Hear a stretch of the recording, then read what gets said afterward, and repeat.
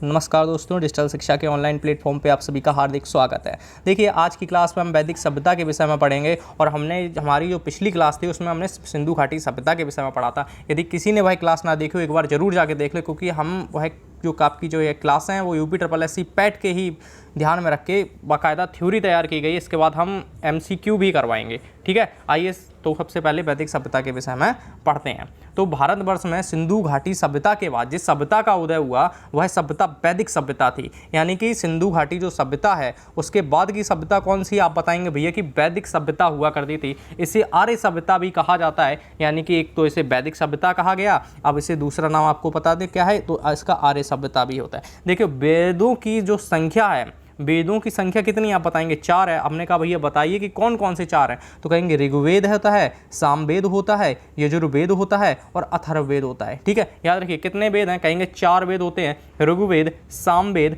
यजुर्वेद और अथर्ववेद। इसमें से सबसे प्राचीनतम मैं पूछूं आपसे, भैया बताइए कि सबसे प्राचीनतम वेद कौन सा है? आप बताएंगे भैया कि ऋग्वेद सबसे प्राचीनतम वेद है। कौन सा? तो कहेंगे ऋग्वेद सबसे प्राचीनतम वेद है। हम कहेंगे सबसे नवीन वेद यानी कि नया कौन सा है, तब आप कहेंगे भैया अथर्ववेद होता है। ठीक है, याद रखिएगा वेद कितने? 4। सबसे प्राचीन ऋग्वेद, सबसे बाद का कहते हैं सबसे नवीन, कहेंगे अथर्ववेद होता है। ठीक है, अब देखिए वेदों की रचना भी इसी सभ्यता में हुई। याद रखिए, वेदों की रचना भी इसी सभ्यता में हुई। वेदों का शाब्दिक अर्थ होता है भैया ज्ञान। याद रखिएगा, वेदों का शाब्दिक अर्थ ज्ञान होता है। वैदिक संस्कृति के निर्माता को आर्य कहा गया है। यानी कि वैदिक संस्कृति के निर्माता को क्या कहा गया? आर्य कहा गया। क्वेश्चन आपसे अगर पूछा जाए कि वैदिक संस्कृति के निर्माता को क्या कहा गया, आप बताएंगे भैया कि आर्य कहा गया है। आर्य का शाब्दिक अर्थ क्या होता है? आप बताएंगे श्रेष्ठ होता है, उत्तम होता है, अभिजात होता है, कुलीन होता है और उत्कृष्ट हुआ करता है।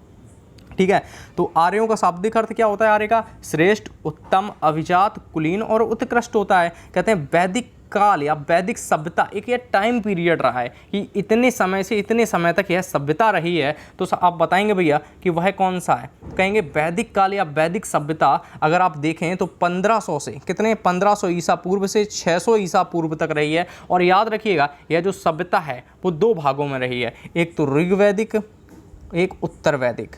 ठीक है, एक ऋग्वैदिक काल, एक उत्तर वैदिक काल। जो आपका ऋग्वैदिक काल होगा वह 1500 ईसा पूर्व से 1000 ईसा पूर्व तक, और उत्तर वैदिक काल की बात करते हैं तो 1000 से 600 ईसा पूर्व तक यह चलेगा। याद रखिएगा, तो वैदिक काल या वैदिक सभ्यता टोटल आप देखेंगे तो भैया बताएंगे 1500 ईसा पूर्व से 600 ईसा पूर्व तक। लेकिन हमने पूछा कि बताइए कि ऋग्वैदिक काल कब से कब तक, आप बताएंगे वहाँ पे कि जो भैया ऋग्वैदिक काल है वह 1500 से 1000 ईसा पूर्व है। अच्छा ठीक है, हमने कहा भैया उत्तर वैदिक काल, आपने कहा भैया उत्तर वैदिक काल 1000 से 600 ईसा पूर्व है। ठीक है, देखिए आर्य संस्कृति।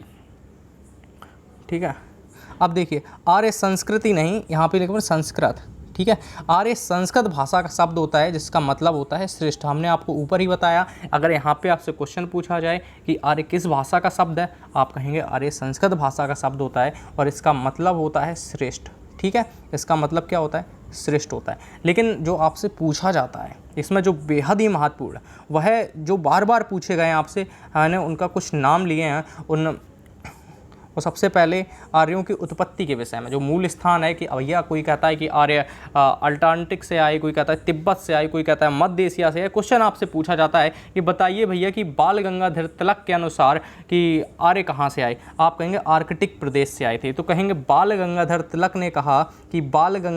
ने कहा जो आर्य थे वो आर्कटिक प्रदेश से आए हुए थे। जबकि स्वामी दयानंद सरस्वती जी कहते हैं भैया तिब्बत से आए थे आर्य। तो बाल गंगाधर तिलक क्या कहते हैं, बताएंगे आर्कटिक प्रदेश से आए थे, जबकि स्वामी दयानंद सरस्वती जी कहते हैं तिब्बत से आए थे। मैक्स मूलर जी बताते हैं कि मध्य एशिया से आए थे। याद रखिए सबसे ज़्यादा ये प्रमाणित है, कहते हैं सबसे ज़्यादा अगर कोई मानी जाती है तो मैक्स मूलर की मानी जाती है, मध्य एशिया से आए थे। लेकिन अगर अब महत्वपूर्ण ये तीनों ही हैं, क्योंकि ये काफ़ी बार पूछी गई, ये बार बार पूछी जाती हैं किसी ना किसी एग्जाम में कि बाल गंगाधर तिलक के अनुसार आर्य कहाँ से आए, आप कहेंगे आर्कटिक प्रदेश से आए थे। अगर पूछ दिया स्वामी दयानंद सरस्वती के अनुसार आर्य कहाँ से आए, आप बताएंगे भैया तिब्बत से आए थे। और वहीं पूछ दिया मैक्स मूलर के अनुसार कहाँ से आए, आप बताएंगे माँ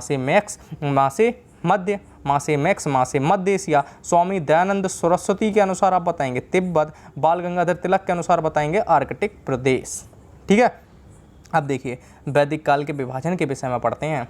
देखिए यदि आपको क्लास पसंद आ रही हो तो एक बार चैनल को सब्सक्राइब जरूर करें, क्योंकि हम आपका UPSSC पैट का पूरा सिलेबस करवाने वाले हैं।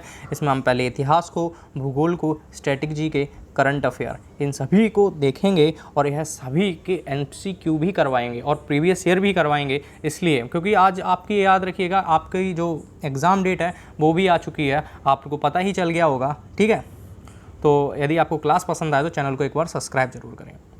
देखिए वैदिक काल का विभाजन की बात करते हैं तो बताइए भैया कि वैदिक काल का विभाजन 2 भागों में किया जाता है। कितने भागों में? तो कहेंगे वैदिक काल का विभाजन 2 भागों में किया जाता है। एक तो ऋग वैदिक काल होगा, कहते हैं ऋग वैदिक काल कब से कब तक, कहते हैं 1500 से 1000 ईसा पूर्व तक होता है। अगर आपसे पूछ दिया कि बताइए ऋग वैदिक काल 1500 से 1000 ईसा पूर्व, हमने कहा ठीक है, अब उत्तर वैदिक काल बताइए, आपने कहा उत्तर वैदिक काल 1000 से 600 ईसा पूर्व। ठीक है, तो ऋग वैदिक काल 1500 से 1000 ईसा पूर्व और उत्तर वैदिक काल 1000 से 600 ईसा पूर्व। ठीक है, आर्यों की प्रशासनिक इकाई की अगर आप बात करते हैं तो आर्यों की जो प्रशासनिक इकाई हुआ करती थी वह आरोही क्रम में 5 भागों में बटी थी। कहते हैं कुल, ग्राम, विष, जन, राष्ट्र। कौन कौन? कहेंगे कुल, कुल से बड़ा ग्राम, ग्राम से बड़ा विष, विष से बड़ा जन, जन से बड़ा राष्ट्र।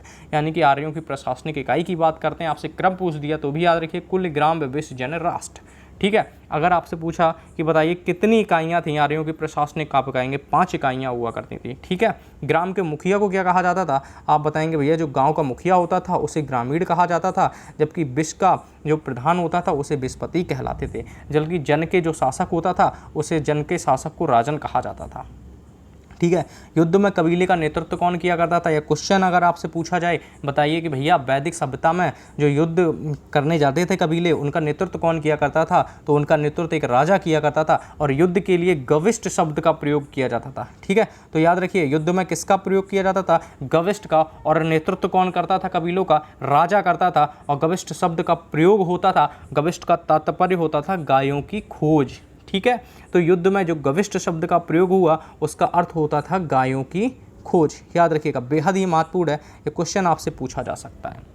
देखिए आगे आपसे कहा गया है कि दसराग युद्ध का उल्लेख ऋग्वेद के 7वें मंडल में है। कहेंगे दसराग युद्ध का उल्लेख किस में है? तो बताएंगे ऋग्वेद के 7वें मंडल में है। ठीक है, यह युद्ध पारुषणी, कहते हैं पारुषणी, अब आप बताएंगे पारुषणी यानी कि रावी नदी के तट पर, यह युद्ध पारुषणी यानी कि रावी नदी के तट पर सुदास एवं 10 जनों के बीच लड़ा गया था। याद रखिए किसके बीच? कहते हैं सुदास और 10 जनों के बीच लड़ा गया। इसमें विजयी कौन हुआ? आप बताएंगे इसमें विजयी हुआ सुदास। तो दसराख युद्ध का उल्लेख ऋग्वेद के 7वें मंडल में मिलता है। यह युद्ध पारुषणी यानी कि रावी नदी के तट पर लड़ा गया था। यह जो युद्ध हुआ वह सुदास और 10 जनों के बीच लड़ा गया और इसमें विजयी कौन हुआ? आप बताएंगे सुदास विजयी हुआ। ठीक है, आपसे क्वेश्चन कितना पूछा जाता है? आपसे सिर्फ इतना क्वेश्चन पूछा जाएगा कि दसराख युद्ध का उल्लेख मिलता है, आप बताएंगे ऋग्वेद के 7वें मंडल में मिलता है। ठीक है, इतना क्वेश्चन पूछा जाएगा बस। अब देखिए ऋग्वैदिक समाज 4 वर्णों में विभक्त हुआ करता था। याद रखिए ऋग्वैदिक समाज कितने वर्णों में? आप बताएंगे 4 वर्णों में विभक्त हुआ करता था। वे वर्ण कौन थे? कहते हैं ब्राह्मण, क्षत्रिय, वैश्य और शूद्र हुआ करते थे। कितने? तो कहेंगे जो वैदिक समाज हुआ करता था, जो ऋग्वैदिक समाज हुआ करता था वह 4 वर्णों में था, ब्राह्मण, क्षत्रिय, वैश्य और शूद्र। लेकिन देखने वाली है कि बात यह है कि यह जो विभाजन था वो व्यवसाय के आधार पर था। व्यवसाय के आधार पर तय होता था कि कौन ब्राह्मण है, कौन क्षत्रिय होगा, कौन वैश्य होगा, कौन शूद्र होगा। जाति के आधार पर नहीं होता था, आपके कर्म के आधार पर होता था, आपके व्यवसाय के आधार पर हुआ करता था ऋग्वैदिक काल में। अगर क्वेश्चन आपसे पूछा जाता है कि बताइए ऋग्वैदिक काल में जो वर्णों का विभाजन था किस आधार पर था, आप बताएंगे भैया कि व्यवसाय के आधार पर हुआ करता था। लेकिन कहानी कहाँ पलटी? आप याद रखिए कहानी पलटी उत्तर वैदिक काल में। जो विभाजन अभी व्यवसाय के आधार पर हुआ, लेकिन उत्तर वैदिक काल आते आते यह विभाजन जाति के आधार पे हो गया। ठीक है, अब देखिए ऋग्वेद के 10वें मंडल में यह क्वेश्चन आपसे पूछा जाता है कि ऋग्वेद के कौन से मंडल? कहते हैं 10वें मंडल में कहते हैं चतुष्वर्णियों का उल्लेख मिलता है, 4 वर्णों का उल्लेख मिलता है। एक क्वेश्चन एक बार पूछा गया कि वह कौन सा वेद है जिनमें 4 वर्णों का उल्लेख मिलता है, आप बताएंगे ऋग्वेद है। क्वेश्चन और डीप गया, कहेंगे कौन से मंडल में? आप बताएंगे 10वें मंडल में मिलता है। इसमें क्या कहा गया, कहते हैं एक ब्रह्म पुरुष, कहते हैं इस जगह विराट पुरुष का भी नाम आता है। अगर आपसे क्वेश्चन पूछा जाता है तो उसमें विराट पुरुष आता है कि एक विराट पुरुष से, उसके ब्राह्मण उसके मुख से, क्षत्रिय उसकी भुजाओं से, वैश्य उनकी जांघों से और शूद्र उनके पैरों से उत्पन्न हुआ करते थे। ठीक है, लेकिन क्वेश्चन सबसे ज़्यादा ये वाला पूछा गया है कि बताइए चतुष्वर्णीय का जो शब्द का उल्लेख मिलता है ऋग्वेद के 10वें मंडल में मिलता है। ऋग्वैदिक काल में जो व्यवस्था थी, वर्ण व्यवस्था थी, वह व्यवसाय के आधार पे हुआ करती थी, लेकिन वो बदली कब, कहते हैं उत्तर वैदिक काल आते आते वह व्यवस्था बदलती चली गई और यह व्यवस्था व्यवसाय ना होकर अब जाति के आधार पे, जन्म के आधार पे ही हो गई है।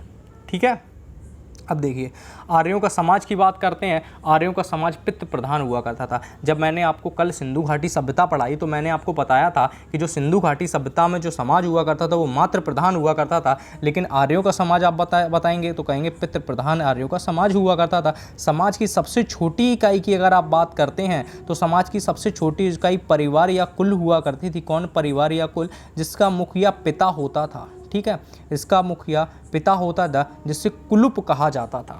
ठीक है, आर्यों का समाज कैसा था? कहेंगे पितृ प्रधान था। समाज की सबसे छोटी इकाई परिवार या कुल थी जिसका मुखिया पिता हुआ करता था और जिसे कुलुप कहा जाता था। ठीक है, स्त्रियां इस काल में अपने पति के साथ यज्ञ कार्य में भाग लेती थी। कहने का तात्पर्य है कि स्त्रियों को जो दशा है वो काफ़ी अच्छी थी। स्त्रियों की दशा ऋग्वैदिक काल में अगर आपसे पूछा जाए, क्वेश्चन पूछा जाता है कि ऋग्वैदिक काल में स्त्रियों की दशा थी, आप बताएंगे काफ़ी अच्छी थी। क्यों? स्त्रियाँ अपने पति के साथ यज्ञ में भाग लेती थी। बाल विवाह, पर्दा प्रथा आदि चीज़ें प्रचलित नहीं थीं। याद रखिए, बाल विवाह, पर्दा प्रथा, ये जो प्रथाएं ये प्रचलित नहीं हुआ करती थी। विधवा अपने मृतक पति के छोटे भाई से भी शादी कर सकती थी। ये सब ऋग्वैदिक काल की अपेक्षा में बता रहा हूँ आपको, ऋग्वैदिक काल। ठीक है, याद रखिए, पूरा इतना कहने का तात्पर्य है जो स्त्रियों की दशा थी वो काफ़ी अच्छी हुआ करती थी ऋग्वैदिक काल में। स्त्रियां शिक्षा ग्रहण करती थीं। जैसे ऋग्वेद में आपने सुना होगा लोपामुद्रा का नाम, घोषा का, सिकता का और आपला का एवं विश्वास जैसी विदुषी स्त्रियों का वर्णन मिलता है। ठीक है, हालांकि यह आपके लिए महत्वपूर्ण नहीं है। ठीक है, जीवन भर अविवाहित रहने वाली महिलाओं को अभाजू कहा जाता था। क्वेश्चन अगर वैसे पूछा नहीं जाएगा, लेकिन फिर भी याद रखिए कि जो जीवन भर अविवाहित महिलाएं रहती थीं उन्हें क्या कहा जाता था? अभाजू कहा जाता था। ठीक है, अब देखिए, यह हमने एक विस्तार से चर्चा की है और वैदिक सभ्यता के विषय में हमने वेद भी देखे हैं। अब सबसे पहले जो अंदर से क्वेश्चन आता है कि बताइए कि ऋग्वेद में कितने मंडल हैं, ये क्या है, तो वो अभी उसके विषय में भी चर्चा करते हैं। ठीक है, यदि आपको क्लास पसंद आ रही हो तो चैनल को सब्सक्राइब करें। अगर कोई भी चीज़ समझ में ना आए एक बार कमेंट करके अपना फीडबैक दें, हम आपको वह समझाने का प्रयास करेंगे। ठीक है, देखिए ऋग्वैदिक काल की बात करते हैं तो ऋग्वेद की बात करते हैं। अगर आपसे पूछा जाए कि ऋग्वेद में कितने मंडल, आप बताएंगे 10 मंडल होते हैं। लेकिन सबसे महत्वपूर्ण बात क्या है ये देखते हैं कि ऋग्वेद, मैंने कहा कि भैया वेद त्रयी किसे, ट्रई नहीं है, ये त्रयी कर लीजिएगा, ये त्रयी है। ठीक है, वेद त्रयी किसे कहा जाता है? आप बताएंगे ऋग्वेद, यजुर्वेद और सामवेद। ठीक है, ये तीनों हैं, ऋग्वेद, यजुर्वेद और सामवेद वेद त्रयी के अंतर्गत आता है। अथर्ववेद नहीं आता, अथर्ववेद सबसे बाद का वेद होता है। ठीक है, याद रखिएगा। लेकिन ऋग्वेद में कुल 10 मंडल, 1028 सूक्तियाँ और 10,552 रचनाएँ हैं। कहीं कहीं ये रचना आपको 452 भी लिखी मिलती हैं, याद रखिएगा। कहीं कहीं आपको 452 भी लिखी मिलती हैं, कहीं कहीं 552 भी लिखी मिलती हैं। तो ऋग्वेद में 10 मंडल, 1028 सूक्तियाँ और 10,552 रचनाएँ हैं, याद रखिएगा। ऋग्वेद के 2 से 7 तक के जो मंडल हैं वो प्राचीन मंडल माने जाते हैं। कौन से? कहते हैं 2 से लेके 7 तक के जो मंडल हैं वो प्राचीन मंडल माने जाते हैं ऋग्वेद के। कहने का तात्पर्य है कि पहला जो मंडल है, पहला सबसे नवीन मंडल कहा जाता है। कहते हैं ऋग्वेद के 3रे मंडल में, यह क्वेश्चन बार बार पूछा जाता है कि बताइए गायत्री मंत्र का उल्लेख कहाँ मिलता है। आप बताएंगे ऋग्वेद के 3रे मंडल में गायत्री मंत्र का उल्लेख मिलता है। इसकी रचना विश्वामित्र के द्वारा करी गई थी, सूर्य देवता को समर्पित होता है। यानी कि आपको सावित्री देवता को भी समर्पित दिखेगा यह जो गायत्री मंत्र है। ठीक है, लेकिन ऋग्वेद के तीसरे मंडल में गायत्री मंत्र का उल्लेख मिलता है। मैंने आपसे क्वेश्चन पूछा, बताइए भैया ऋग्वेद के कौन से मंडल में, आप बताएंगे ऋग्वेद के तीसरे मंडल में किसका, बताएंगे गायत्री मंत्र का उल्लेख मिलता है। इसकी रचना विश्वामित्र के द्वारा करी गई थी और सूर्य देवता को समर्पित होता है। ऋग्वेद का 9वां मंडल कहते हैं सोम देवता को समर्पित है। क्वेश्चन आपसे पूछा जाता है ऋग्वेद का 9वां मंडल वाला, याद रखिएगा ऋग्वेद का जो 9वां मंडल है वो सोम देवता को समर्पित है। कहते हैं ऋग्वेद में मंत्रों के उच्चारण करने वाले पुरोहित को होत्र कहा जाता है। अब देखिए हमने आपसे पूछा, बताइए ऋग्वेद में कितने मंडल, आपने कहा 10 मंडल हैं, 1028 सूक्तियाँ हैं और 10,552 रचनाएं हैं। ऋग्वेद में 2 से लेके जो 7 तक के जो मंडल हैं वो प्राचीन मंडल हैं। पहला जो मंडल है वो सबसे नवीन मंडल होता है। कहते हैं ऋग्वेद के तीसरे मंडल में गायत्री मंत्र का उल्लेख मिलता है। ठीक, याद रखिएगा कौन से में, कहते हैं ऋग्वेद के तीसरे मंडल में। इसकी रचना विश्वामित्र के द्वारा करी गई थी, सूर्य देवता को यह समर्पित होता है। कहते हैं ऋग्वेद का 9वां जो मंडल है वो सोम देवता को समर्पित है, याद रखिएगा। कहते हैं कौन सा मंडल, कहते हैं 9वां मंडल। कहते हैं ऋग्वेद में मंत्रों का उच्चारण करने वाले को पुरोहित कहा जाता है, जो पुरोहित होता था उसे होत्र कहा जाता था। एक चीज़ और याद रखिएगा कि जो ऋग्वेद है, ऋग्वेद में इंद्र के लिए 250 शब्दों का प्रयोग हुआ और जबकि अग्नि के लिए 200 बार प्रयोग हुआ। यानी कि जो इंद्र शब्द आया वो 250 बार आया और जबकि अग्नि जो आया वो 200 बार आया। कहते हैं 250। अब 1028 जो कुल श्लोक ही हैं उसमें से सिर्फ और सिर्फ 250 इंद्र के लिए श्लोक आ जाएं तो आप कहते हैं 1/4 लगभग 1/4 भाग में इंद्र का उल्लेख मिलता है ऋग्वेद में। ठीक है, अब देखिए बाद में देखते हैं इसके बाद यजुर्वेद। समझ में आया आपको? देखिए यजुर्वेद एकमात्र ऐसा वेद जो गद्य एवं पद्य दोनों में लिखा हुआ है। यह क्वेश्चन आपसे पूछा गया है कि वह कौन सा वेद है जो गद्य एवं पद्य दोनों में लिखा हुआ है। आप बताएंगे भैया यजुर्वेद वह एक ऐसा वेद है जो गद्य एवं पद्य दोनों में लिखा हुआ है। इसमें स्रोत एवं कर्म कांड वर्णित होते हैं। यजुर्वेद को पढ़ने वाले को अवधूर्य कहा जाता है। ठीक है, यजुर्वेद का अंतिम भाग ईशोपनिषद है। कहते हैं यजुर्वेद का अंतिम भाग क्या है, आप बताएंगे ईशोपनिषद यजुर्वेद का अंतिम भाग है जिसका संबंध आध्यात्मिक चिंतन से हुआ करता है। यजुर्वेद का अंतिम भाग ईशोपनिषद कहा गया है। अगर आपसे क्वेश्चन पूछा जाए या क्वेश्चन बार बार पूछा जाता है कि वह कौन सा वेद है जो गद्य और पद्य दोनों में लिखता है, आप बताएंगे यजुर्वेद वह ऐसा वेद है जो गद्य और पद्य दोनों में लिखा जाता है। यजुर्वेद का अंतिम भाग को क्या कहते हैं, आप बताएंगे ईशोपनिषद कहा जाता है जिसका संबंध आध्यात्मिक चिंतन से हुआ करता है। शतपथ ब्राह्मण और शुक्ल यजुर्वेद का ब्राह्मण ग्रंथ है। याद रखिएगा शतपथ ब्राह्मण ग्रंथ और शुक्ल यजुर्वेद के जो ब्राह्मण ग्रंथ कहे गए हैं, ये याद रखिएगा। देखिएगा यह जो आपकी क्लास है वो बेहद ही महत्वपूर्ण है। आपके जो UPSSC पैट को विशेष तौर पे ध्यान रख के यह PDF तैयार की गई है और यह क्लास पूरी देखिएगा। यदि आपको क्लास पसंद है तो चैनल को सब्सक्राइब जरूर करें। और हमारी जो भूगोल की क्लास है वह आपको सचित्र मानचित्र के साथ उसमें हम PDF तैयार कर रहे हैं आपके लिए। और हाँ, हमारा पूरा प्रयास होगा कि आपका पूरा रिवीजन हो, आपके नंबर अच्छे आए, इसलिए हमारे साथ जुड़ें क्योंकि हम आपकी प्रैक्टिस भी बराबर करवाएंगे और बराबर प्रीवियस ईयर क्वेश्चन भी करवाएंगे जो आजकल के जो हाली पैटर्न रहा है एग्ज़ामों का। देखिए आप बात करते हैं सामवेद की, तो सामवेद में यज्ञों के अवसर पर गाए जाने वाले मंत्रों का संग्रह। कहते हैं कहने का तात्पर्य है कि जो गाए जाने वाली चीज़ें होती हैं, संगीत का वेद किसे कहा जाता है, तो सामवेद को कहा जाता है। संगीत यानी कि संगीत का जनक किसे कहा जाता है, आप बताएंगे सामवेद को संगीत का जनक कहा जाता है। ठीक है, अथर्ववेद की बात करते हैं तो अथर्ववेद सबसे बाद का वेद होता है। हमने आपसे कहा कि भैया बताइए कि सबसे बाद का वेद, आप कहेंगे अथर्ववेद होता है। सबसे बाद का वेद अथर्ववेद होता है। सबसे प्राचीन वेद कौन सा होता है, आप बताएंगे ऋग्वेद होता है। याद रखिएगा। और अथर्ववेद में आपको कहते हैं कर्मकांड, जादू टोना टोटका अंधविश्वास, ये सब चीज़ें आपको अथर्ववेद के अंतर्गत मिलेंगी। आपको वशीकरण भी अथर्ववेद के अंतर्गत ही मिलेगा। एक और चीज़ है सभा और समिति की आप बात करते हैं। सभा और समिति यानी कि यह प्रजापति की 2 पुत्रियों का उल्लेख भी मिलता है। ठीक है, अब देखिए उत्तर वैदिक काल, अभी तक हमने देखा ऋग्वैदिक काल। अब देखिए उत्तर वैदिक काल, आप यहीं पे समझ लीजिएगा कि उत्तर वैदिक काल है क्या। उसके बाद हम देखेंगे कल की क्लास में हम जैन धर्म को देखेंगे। ठीक है, उत्तर वैदिक काल में देखिएगा, देखिए स्त्रियों की दशा ऋग्वैदिक काल में तो बहुत अच्छी थी, लेकिन उत्तर वैदिक काल आते आते इसमें पर्दा प्रथा भी आ गई, बाल विवाह भी आ गया, यह और विधवा विवाह पे भी रोक लग गई है। ठीक है, उत्तर वैदिक काल कहने का तात्पर्य कि जो स्त्रियों की जो दशा थी उत्तर वैदिक काल में, वो ऋग्वैदिक काल की अपेक्षा बहुत ही ज़्यादा बेकार हो गई। उत्तर ऋग्वैदिक काल में जो वर्ण व्यवस्था थी वो व्यवसाय के आधार पे थी। कहते हैं कि जो ब्राह्मण होता था उसका लड़का एक क्षत्रिय भी हो सकता था। ठीक है, लेकिन अब हुआ क्या, उत्तर वैदिक काल में ब्राह्मण का लड़का ब्राह्मण ही होगा, चाहे वो करे ही ब्राह्मण वाला काम ना। ठीक है, यानी कि जो उत्तर वैदिक काल में जो व्यवस्था थी, अब वो व्यवसाय की बजाय वो जन्म के आधार पर तय होने लगी। ठीक है, यानी कि उत्तर वैदिक काल में वर्ण व्यवस्था जन्म के आधार पे, ऋग वैदिक काल में वही वर्ण व्यवस्था व्यवसाय के आधार पे थी। उत्तर वैदिक काल की बात करते हैं, यह एक मेजॉरिटी रूप से ये दो चीज़ें आपसे पूछी जाती हैं। अब देखिए, उत्तर वैदिक काल का पीरियड की बात करते हैं, कब 1000 से 600 ईसा पूर्व रहा। तो वहीं ऋग्वैदिक काल की बात करते हैं तो 1500 ईसा पूर्व से 1000 ईसा पूर्व रहा है। ठीक है, यदि आपको यह क्लास पसंद आए तो चैनल को एक बार सब्सक्राइब जरूर करें और वीडियो को लाइक करें, कमेंट करके अपना फीडबैक अवश्य दें। यह जो आपके लिए जो सबसे ज़्यादा महत्वपूर्ण था वो हमने पूरा डिस्कस किया है। एक चीज़ रह रही है, वो अभी बता देते हैं आपको। देखिएगा, जो वैदिक काल की अगर आप बात करते हैं,